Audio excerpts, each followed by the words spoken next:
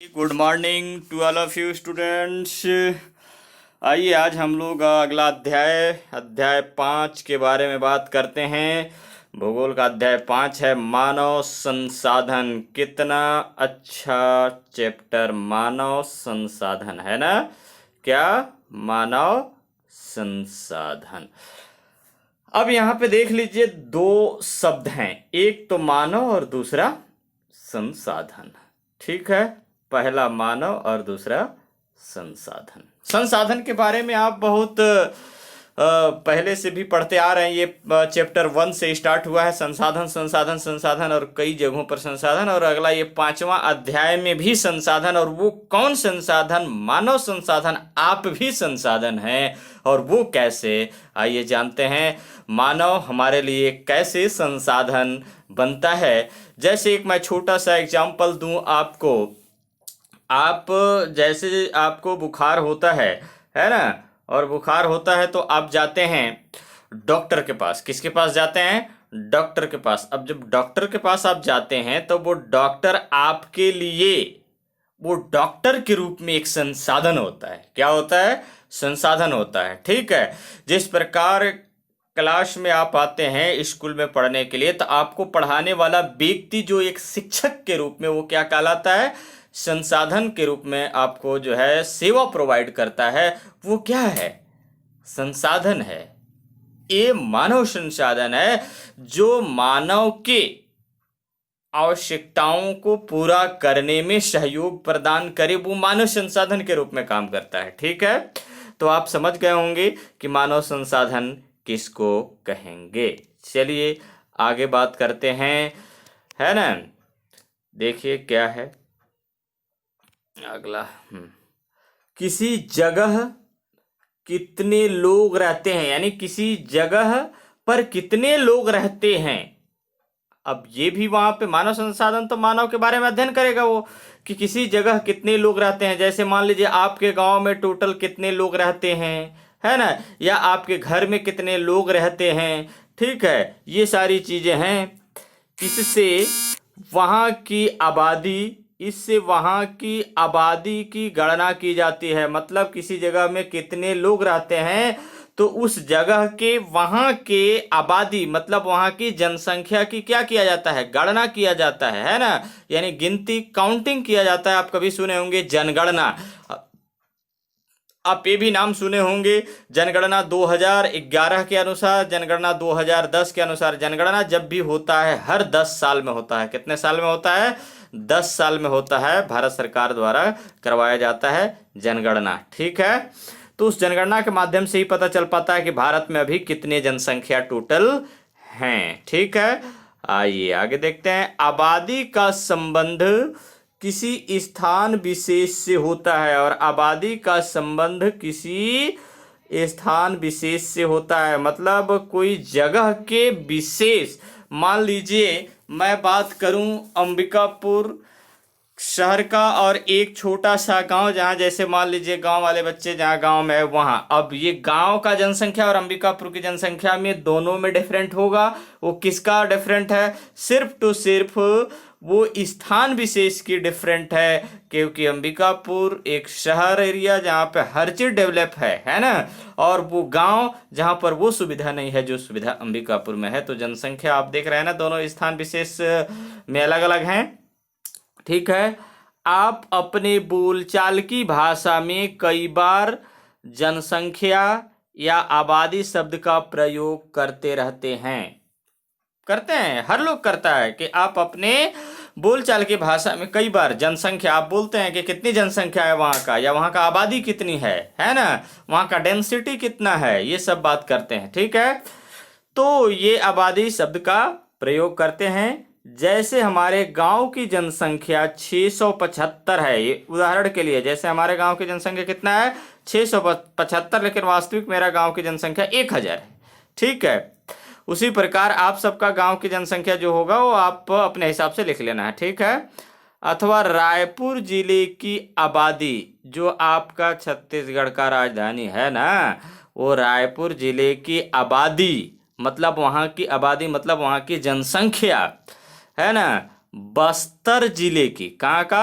बस्तर जिले, चले जाइए बस्तर जिला, बस्तर संभाग में है ना, बस्तर जिले से अधिक है। स्वाभाविक सी बात है कि बस्तर जिला वो पहाड़ी यानी जंगली एरिया, और ये रायपुर मैदानी एरिया है ना। यहाँ पे रायपुर अब ये राजधानी है, और वो तो राजधानी है नहीं बस्तर, तो उसके अपेक्षा रायपुर में क्या है, ज्यादा जनसंख्या है, आबादी ज्यादा है, आदि आदि।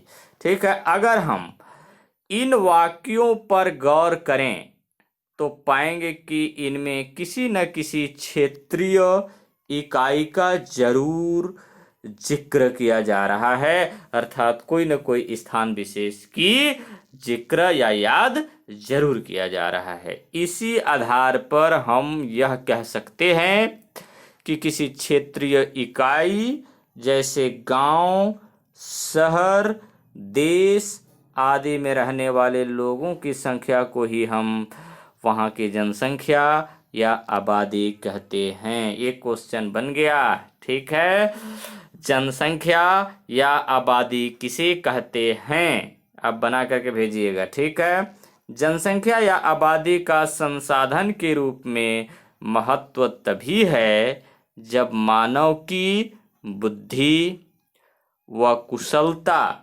का उपयोग, बुद्धि एवं कुशलता का उपयोग समाज के विकास के लिए हो। किसके लिए हो, समाज के विकास के लिए हो, तथा उसकी कार्य कुशलता से कोई न कोई उत्पादक कार्य पूर्ण होता हो, तब कहलाएगा मानव संसाधन। तब क्या कहलाएगा, मानव संसाधन। यानी जब मानव बुद्धि, अपना विवेक से, अपनी बुद्धि से, कुशलता मतलब अपनी कार्य करने की क्षमता से, यानी अपने स्किल से, ठीक है, का उपयोग करके समाज के विकास के लिए, माने हमारे जो है समुदाय हैं, मानवों के समूह है, उस समाज के विकास के लिए हो, तथा उसकी कार्य कुशलता से कोई न कोई उत्पादक कार्य पूर्ण भी होता हो, तब वो मानव संसाधन की श्रेणी में रहेगा, अन्यथा नहीं। आगे आइए अगला पैराग्राफ पर। किसी जगह की आबादी के बारे में कई सवाल पूछे जा सकते हैं। किसी जगह की आबादी के बारे में कई सवाल पूछे जा सकते हैं, जैसे देश की कुल आबादी कितनी है। मैं आपसे पूछता हूं, देश की कुल जनसंख्या कितनी है। आज जो हमारे देश की कुल जनसंख्या है 125 करोड़ है ना। वह हर साल किस दर से बढ़ रहा है। इस साल का जो दर है वो आपका 17 दशमलव कुछ है, 17.64 वगैरह आसपास ऐसा कुछ मिल जाएगा आपको आगे, है ना। लोग वहाँ औसतन कितने साल जीने की उम्मीद रख सकते हैं, ये वही 60 से 70 यानी 70 साल के आसपास, 70 से 75 साल। ठीक है, उसमें महिलाएं यानी महिला और पुरुषों का अनुपात कितना है। मान लीजिए महिला कितने हैं और पुरुष कितने हैं, दोनों का अनुपात कितना है। अगर हम अभी भारत के वर्तमान की बात करें 2011 की जनगणना के अनुसार, तो यहाँ पे प्रति हजार यानी 1000 पुरुष तो महिलाएं 943 हैं। कितने हैं, 943। आपको 940 भी पढ़ने को मिलेगा रेशियो में। ठीक है, कहने का मतलब 1000 पुरुष हैं और 943 महिलाएं हैं। इसमें सोचो 57 महिलाएं कम हैं। अब ये कहाँ से आएंगे भाई, 1000 पुरुष लोग कहाँ से शादी करेंगे, हैं श्रीलंका से कि नेपाल से। हाँ, नेपाल से कर सकते हैं, क्योंकि नेपाल में 1000 पुरुष हैं तो वहाँ पे 1057 महिलाएं हैं, तो वहाँ से तो किया जा सकता है। लेकिन ये तो संभव नहीं है ना, नेपाल तो एक छोटा सा देश है ना। तो इस तरह से जनसंख्या जो कमी हो रहा है ना, ये भी ध्यान में रखना है। दोनों का जो है अनुपात समान होना चाहिए, इक्वल होना चाहिए, तभी संतुलित मानव का एक संसाधन होगा, है ना। बच्चों, युवा और वृद्धों का अनुपात क्या है। बच्चों का अनुपात क्या है, युवा का अनुपात क्या है और वृद्धों का अनुपात क्या है। मतलब बच्चे, छोटे छोटे जो बच्चे हैं, बच्चे का क्या अनुपात है, युवा यंग लोगों का क्या अनुपात है, वर्ल्ड यानी वृद्ध लोगों का क्या अनुपात है। उनमें उत्पादकों अर्थात काम करने वाला कौन होगा, युवा। काम करने वाले लोगों का अनुपात क्या है। उनमें नगरों में निवास करने वाले और गांव में रहने वाले लोगों का यानी वालों का अनुपात क्या है।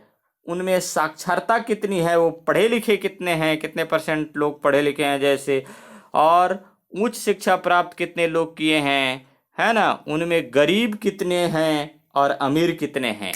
ठीक है, तो ये सारी क्वेश्चन है और इस सारे क्वेश्चन का आंसर आपको आगे मिलता चला जाएगा। मैं यहाँ पे थोड़ा सा चर्चा करूँगा कि आपके गांव में बच्चे कितने हैं, है ना। जैसे मान लो छोटे छोटे जो बच्चे हैं, तो बच्चे लड़कियां और लड़के दोनों के अनुपात में कितने हैं, युवा कितने हैं, वृद्ध कितने हैं। ठीक है, टोटल जनसंख्या का अनुपात में।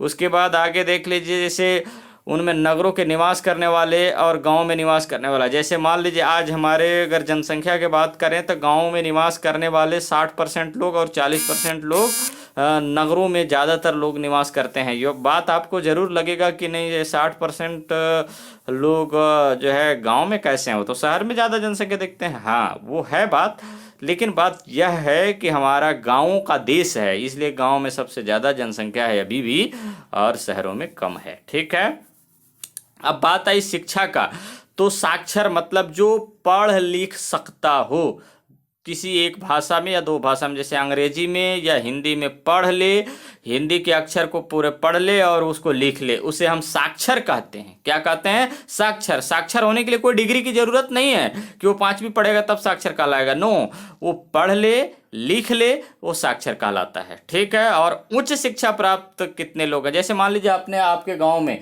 उच्च शिक्षा, पहले तो प्राइमरी शिक्षा होता है, फिर मिडिल शिक्षा, फिर हाई स्कूल का शिक्षा, फिर उसके बाद हायर सेकेंडरी, अरे हायर मतलब कॉलेज लेवल का उच्च शिक्षा। तो अब इसमें देखना है कि कितने कितने लोग इतने हैं जो कि वो हायर शिक्षा यानी कॉलेज कर चुके हैं, कितने ऐसे हैं जो 12वीं पास कर चुके हैं, कितने इतने हैं जो 10वीं पास कर चुके हैं। तो ये आप अपने हिसाब से वहाँ पे अपना अपना गांव में आइडेंटिफाई करिए कि कितने कितने लोग ऐसे हैं और उनमें गरीब कितने लोग हैं। अब देखिए अपने गांव में देखिए कि गरीब कितने हैं और अमीर कितने हैं, ये सब आइडेंटिफाई अपने अपने गांव में करके एक मॉडल तैयार करके लेते आइएगा जब स्कूल लगेगा, है ना।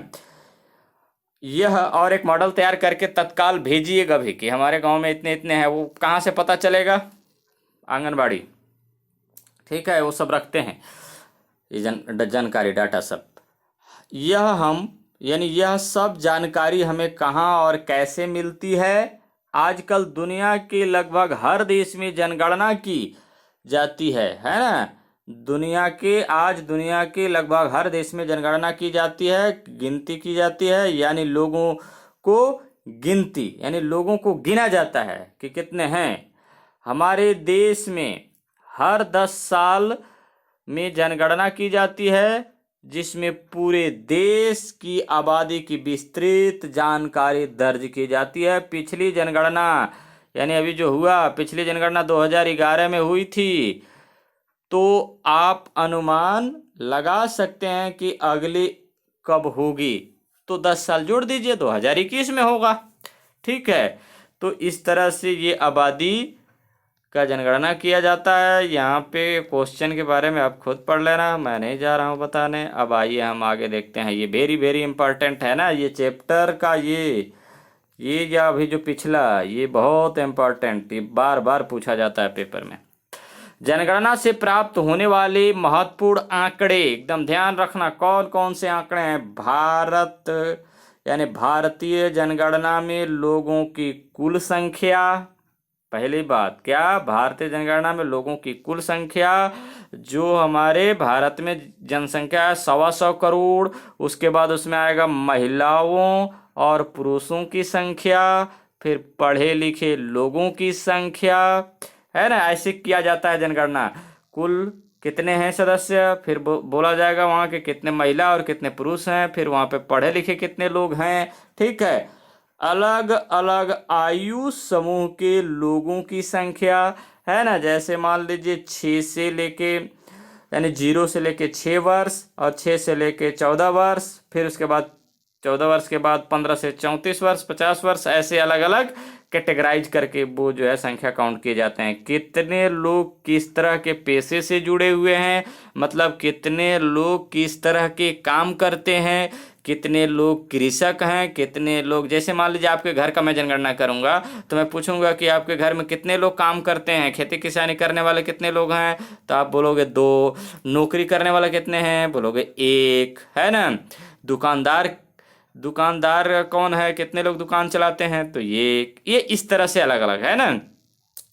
कितने लोग एक जगह से दूसरे जगह अलग अलग कारणों से प्रवास करते हैं, जैसे काम करने के लिए कोई चले जाते हैं, किसी का नौकरी लग गया तो वहाँ चले जाते हैं, ठीक है। इस तरह से कोई पढ़ने के लिए चल जाता है दूसरे जगहों पर, ठीक है। जैसे आप आ जाते हैं अपने गांव से यहाँ अंबिकापुर, ठीक, इत्यादि ज्ञात करते हैं। ये आपका जो है जनगणना से प्राप्त होने वाले महत्वपूर्ण आंकड़े, ये सब ज्ञात किया जाता है। इसके आधार पर हम जनसंख्या का ग्रामीण एवं नगरीय वितरण, ग्राम में कितने हैं और नगर में कितने हैं उसका वितरण के बारे में जानते हैं। फिर जनसंख्या का घनत्व जानते हैं। जनसंख्या घनत्व कहने का मतलब कि 1 किलोमीटर, 1 वर्ग किलोमीटर, माने आप बीच में सेंटर रखिए और इधर भी इधर भी इधर भी और पूरे में देख लीजिए कि 1 किलोमीटर में कितने टोटल जनसंख्या निवास करते हैं, ठीक है। तो ये जनसंख्या घनत्व कहलाएगा वहाँ का। हमारे भारत का जनसंख्या घनत्व कितना है, 382। विविध कार्यों में लगे लोगों की संख्या तथा आबादी के घटने और बढ़ने की दर का विश्लेषण करते हैं कि कितने आबादी था और कितने अभी है, या कितना पहले था और अभी कितना बढ़ा है, ये सारा चीज़ों का विश्लेषण करते हैं। इनमें से कुछ बिंदुओं पर हम थोड़ा विस्तार से जानेंगे। आइए जानते हैं वो क्या बात है, ठीक है। देखिए, देश की आबादी की क्षमता और जरूरतों को समझने के लिए हमें उसके गुणों के बारे में जानने की जरूरत होती है। लोग अपनी शिक्षा, व्यवसाय, व्यवसाय माने जानते हैं ना अपना काम धाम, आर्थिक स्थिति, आयु, लिंग के आधार पर एक दूसरे से भिन्न होते हैं। ऐसे में लोगों की इन विशेषताओं को समझना जरूरी हो जाता है। इनमें से कुछ महत्वपूर्ण आंकड़ों को समझने की कोशिश करते हैं। आइए जानते हैं वो क्या, कौन कौन से आंकड़े हैं, उस आंकड़े को समझने की कोशिश किया जाए, है ना।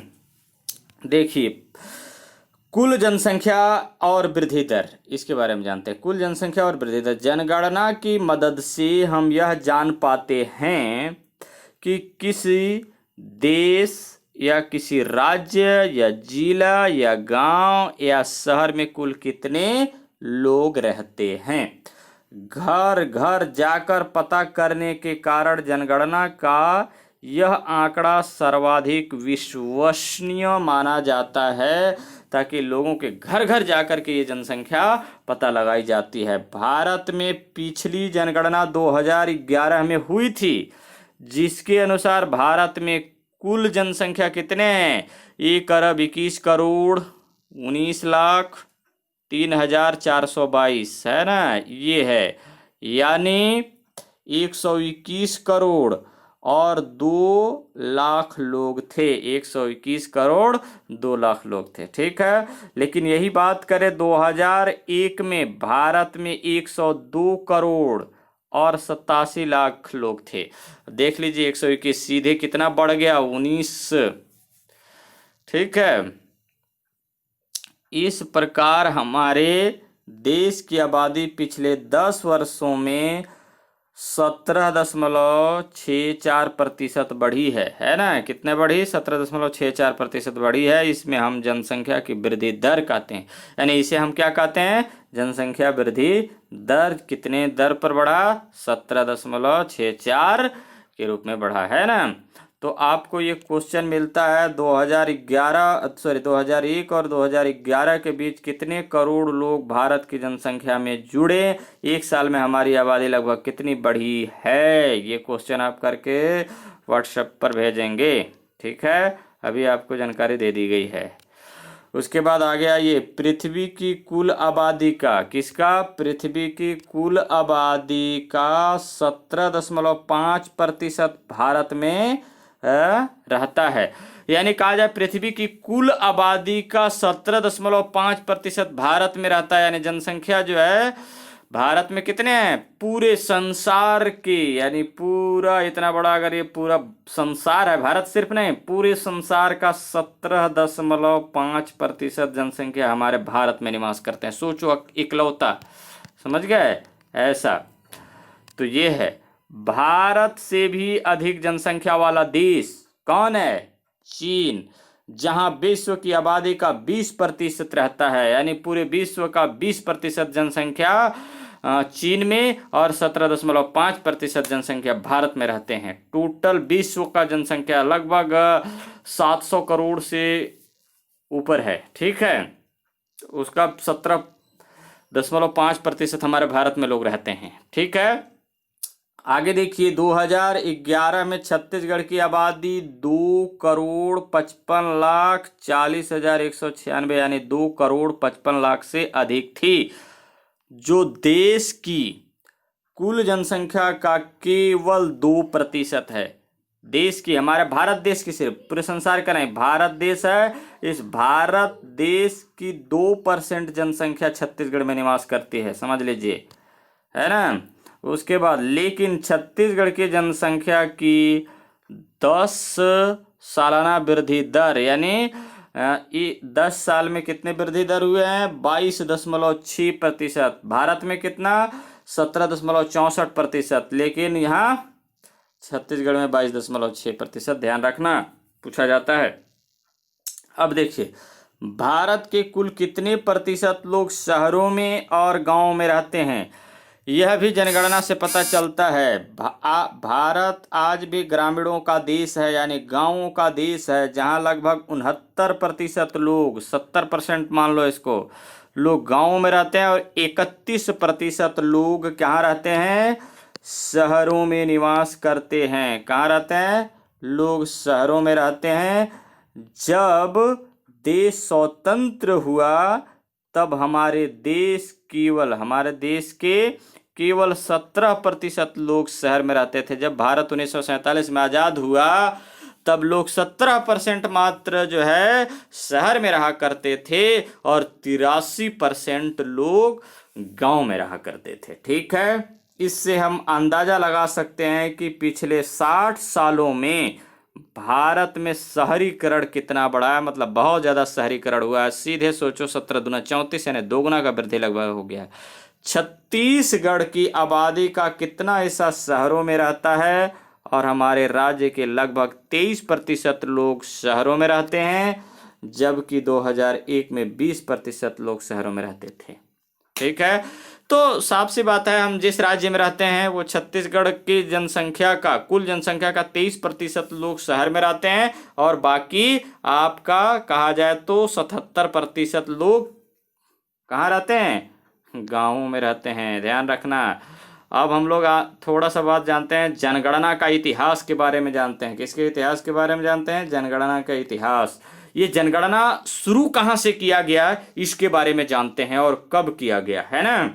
देखिए आधुनिक काल में प्रथम जनगणना का उल्लेख, सोचिए आधुनिक काल में, है ना, प्राचीन काल नहीं, मध्यकाल नहीं, आधुनिक काल में प्रथम जनगणना का उल्लेख स्वीडन देश है ना, नॉर्वे के बगल में स्वीडन है ना। तो स्वीडन का जो है, स्वीडन में 1749 ईस्वी में, कब? 1749 ईस्वी में मिलता है। कब मिलता है? 1749 ईस्वी में मिलता है, यानी आधुनिक काल में प्रथम जनगणना का उल्लेख स्वीडन में मिलता है। कब? 1749 में। सोचो कि 1749 में ही स्वीडन में जनगणना किया जा चुका था। मतलब ऐसा शहर, ये पहला ऐसा देश था जो 1749 ईस्वी में ही जनगणना कर चुका था, ठीक है। कौन? स्वीडन देश, ठीक है। उसके बाद 1749 के बाद कौन देश अपनाया? संयुक्त राज्य अमेरिका में। उसके बाद संयुक्त राज्य अमेरिका में नियमित रूप से जनगणना 1790 से शुरू की गई। सोचो 1790 से 1776 में अमेरिका क्या हुआ था? आजाद हो गया था, ठीक है। 4 जुलाई 1776 को, 75-76, ठीक है। और उसके 80 वर्ष बाद भारत, यानी और उसके 80 वर्ष बाद हमारे देश भारत में 1872 में जनगणना शुरू किया गया। इंग्लैंड और फ्रांस जैसे देश हमसे करीबन 71 वर्ष पहले ही नियमित जनगणना का काम शुरू कर चुके थे। यानी 71 वर्ष पहले, हमसे पहले, अर्थात तो 1801 में ही कर लिए होंगे। कौन? फ्रांस और इंग्लैंड, या इंग्लैंड और फ्रांस जो देश हैं। ठीक है, ये उसके बाद आइए अभी भारत के बारे में ये भी जानकारी आपको मिलेगा। भारत सरकार ने सिद्धांत रूप में 1865 में जनगणना की स्वीकृति दी कि हाँ हम जनगणना कराएंगे। लेकिन आगे देखिए, उसी वर्ष जनगणना प्रश्नावली तैयार किया गया। कब? 1865 में जनगणना प्रश्नावली तैयार की गई और 1872 में पहली बार जनगणना की गई, पर इसे पूर्णता के साथ लागू नहीं किया जा सका। मतलब सभी जगहों पर लागू नहीं किया जा सका। तब बात क्या होता है, आगे घटना घटती है, देखिए क्या। उसके 9 साल बाद, कितने साल बाद? 9 साल बाद 1881 में पहली बार जनगणना प्रक्रिया को पूर्णता के साथ लागू किया, पूरे देश में लागू कर दिया गया। 1881 में आपसे क्वेश्चन पूछा जाता है, ये बहुत इंपॉर्टेंट है, इतिहास ध्यान रखना, पूरा याद रखना। 1881 में पहली बार जनगणना प्रक्रिया को पूर्णता के साथ लागू किया गया भारत में। लेकिन सबसे पहले पूछा जाएगा कि सिद्धांत के रूप में भारत में जो है भारतीय जनगणना को कब स्वीकृति दिया गया? 1865 में सिद्धांत के रूप में। कहाँ? सिद्धांत के रूप में कब दिया गया? 1865 में। पहली बार जनगणना कब किया गया? 1872 में। पहली बार पूर्ण रूप से यानी पूर्णता से जनगणना कब किया गया? 1881 में। तो ये पूरे तीनों डाटा आप एकदम रट जाइए, याद रखिए, ये आपका काम है। उसके बाद भारत में सबसे नवीन जनगणना 2011 में की गई है, जिसके अनुसार हमारे देश की जनसंख्या 121 करोड़ 19 लाख के आसपास है। ठीक है, और ये भी ध्यान रखना है कि सबसे पहले यानी सर्वप्रथम जनगणना कहाँ किया गया था? अर्थात स्वीडन में, जिसकी राजधानी स्टॉकहोम। स्वीडन की राजधानी क्या है? स्टॉकहोम। इसके आजू बाजू के देश नॉर्वे, फिनलैंड, है ना। इस प्रकार नीचे में देखें तो डेनमार्क, पोलैंड, ये सब आप पढ़ेंगे जब हम लोग इतिहास पढ़ेंगे तब। ठीक है, तो चलिए बस आज इतना ही, बाकी अगले दिन बात